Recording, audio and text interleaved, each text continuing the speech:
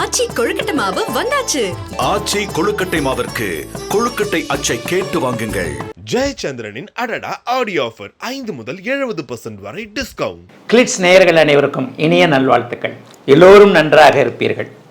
இப்பொழுது September, October, November, December ஆகிய 4 மாதங்கள், வருடத்தின் பிற்பகுதின்னு சொல்லப்படக்கூடிய 4 மாதங்கள் இல்லையா? அந்த 2025 வருஷம் ஏற்கனவே ஒரு 8 மாதம் கடந்துருச்சுங்க.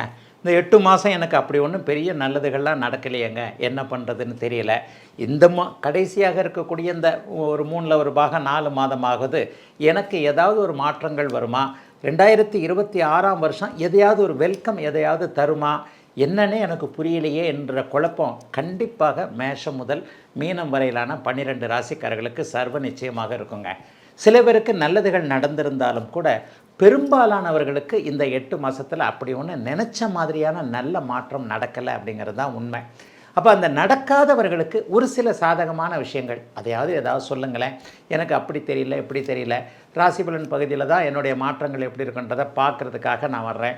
அப்போ எனக்கு ஏதாவது ஒரு உண்மையான தகவல் தெரியணும் அப்படின்னு நினைக்கிற ஒரு மாதிரியான ஒரு மனச்சோர்வில் இருக்கக்கூடிய அத்தனை நேயர்களுக்கும் இப்பொழுது இந்த மேஷம் முதல் மீனம் வரையிலான 12 ராசிக்காரர்களுக்கு பெரிய அளவில் சாதகங்கள் அல்லது ஏதானும் ஒரு பின்னடைவுகள் இருக்குமான்றதை பார்த்துடலாம். 12 ராசிகளுக்கான மேஷம் முதல் மீனம் வரையிலான 2025 செப்டம்பர் முதல் டிசம்பர் வரையிலான ஒரு 12 ராசிக்காரர்களுக்கு என்ன பலன்கள் நடக்கும்ன்றதை இப்போ பார்த்துடலாம். முதல்ல மேஷம். மேஷராசிக்காரர்களுக்கு உண்மையிலேயே நல்ல மாற்றங்கள் இந்த செப்டம்பர், அக்டோபர், நவம்பர், டிசம்பர் ஆகிய 4 மாதங்களும் இருக்குது. எப்படிங்கய்யா இருக்குதுன்னு சொல்கிறீங்க? பாருங்கள், செப்டம்பர் மாதம் 15ஆம் தேதியிலிருந்தே உங்கள் ராசிநாதனாகிய செவ்வாய் ஒரு 1.5 மாதத்திற்கு அதற்கடுத்து அப்படியே 7ஆம் இடத்துல குருவின் பார்வையில் வலிமையான ஒரு அமைப்பில் இருக்கிறார். அதற்கடுத்து 1.5 மாதம் பார்த்தீங்க அப்படின்னு சொன்னால் மொத்தம் 4 மாதத்திற்கான பலன்கள் இது. அதனை அடுத்து 1.5 மாதத்திற்கு அவர் ஆட்சி என்கின்ற மிக அருமையான ஒரு வலிமையான ஒரு இடத்தை அடைகிறார். அதற்கப்புறமும் பார்த்தீங்க அப்படின்னு சொன்னால் ஒரு மாதத்திற்கு நட்பு வீட்டில் குருவின் பார்வையில் வருவார்.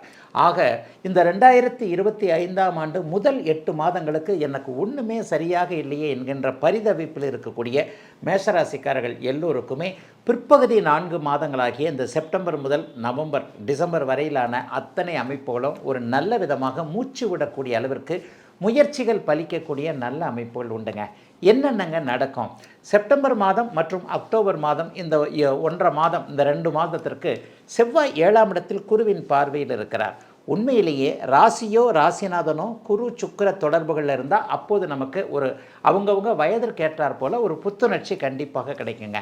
7ஆம் இடம் என்பது நட்பு, காதல், கணவன், மனைவி போன்ற அமைப்புகளை குறிக்கக்கூடியது. அப்போ என்ன நடக்கும் அப்படின்னு பார்த்தீங்கன்னா, புதிதாக இளைஞர்களுக்கு நட்பு உருவாகக்கூடிய ஒரு தன்மை, புதிதாக காதல் வரக்கூடிய அமைப்பு, ஏற்கனவே இருக்கக்கூடிய காதல் கல்யாணத்தில் முடியக்கூடிய அமைப்பு. பிரேக்கப் ஆகிடுமா? ஏற்கனவே பிரேக்கப் ஆகித்தான் மேஷராசிக்காரர்களில் பாதி பேர் வந்திருக்கிறீங்க. இனிமேல் என்ன புதுசாக பிரேக்கப் ஆக போகிறது? இருக்கக்கூடிய காதல் திருமணத்தில் முடியக்கூடிய தன்மைகள், கணவன் மனைவி உறவில் கொஞ்சம் சிக்கலாக இருந்தவர்கள் எல்லாருக்குமே மீண்டும் ஒன்றிணைந்து குடும்பமாக அந்த சிக்கல்கள் எல்லாம் மறந்து ஓரளவிற்கு குழந்தைகளுக்காக சேர்ந்து வாழ்வோம் என்கின்ற நல்லதொரு ஒரு முன்னேற்றம், மாற்றம் தெரியக்கூடிய யோக மாதங்களாக இந்த செப்டம்பர், அக்டோபர், நவம்பர், டிசம்பர் 4 மாதங்கள் நிச்சயமாக அமையுங்க. கூட்டு முயற்சிகள் பலனளிக்கக்கூடிய தன்மைகள் நன்றாக இருக்கும். ஒரு அந்தஸ்து, கௌரவம் கொஞ்சம் தெம்பாகவே நடமாடக்கூடிய சூழல் மேஷராசிக்காரர்களுக்கு உண்டு. 12ஆம் இடத்துல 7 சனி அமைப்பு, அதாவது சனி 12ஆம் இடத்துலேருந்து விரயச்சனியாக ஆரம்பிச்சிருக்கே, எனக்கு 7 சனி ஆரம்பிச்சிருச்சே இப்படின்ற கவலைகள்லாம் கண்டிப்பாக மேஷராசிக்காரர்களுக்கு வேண்டாம். ஏற்கனவே நான் கிளிட்ஸில் பேசின போன தடவை வீடியோவில் கூட நான் சொல்லியிருக்கிறேன். இப்போ உங்களுக்கு ஒன்றும் 7 சனி அமைப்புகளில் நெகட்டிவ் கடுமையான பின்னடைவுகள் இருக்காது. அடுத்த தடவை சனி ஜென்மத்திற்கு மாறும் பொழுது 2027 ஜூன் மாதத்திலிருந்து சில பல பின்னடைவுகள் 7 சனியால் ஏற்பட்டாலும் கூட இப்போ அதை பற்றி நினச்சி கவலைப்பட்டுக்கிட்டு இருக்க வேண்டாம். 12ஆம் இடத்தில் இருக்கக்கூடிய சனியால் இந்த 4 மாதங்கள் செலவுகள் இருக்கும்.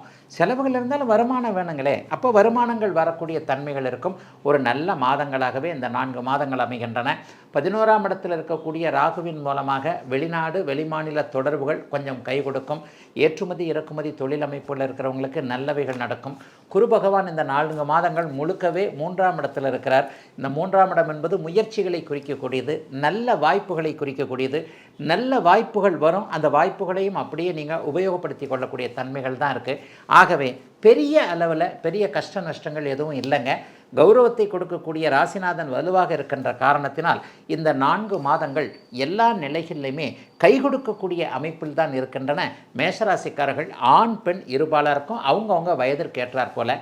பெரியவங்களுக்கு பார்த்திங்கன்னா கடன் தொல்லை நோய்கள்லாம் கொஞ்சம் விலகக்கூடிய அமைப்புகள் நிச்சயமாக இருக்கிறது.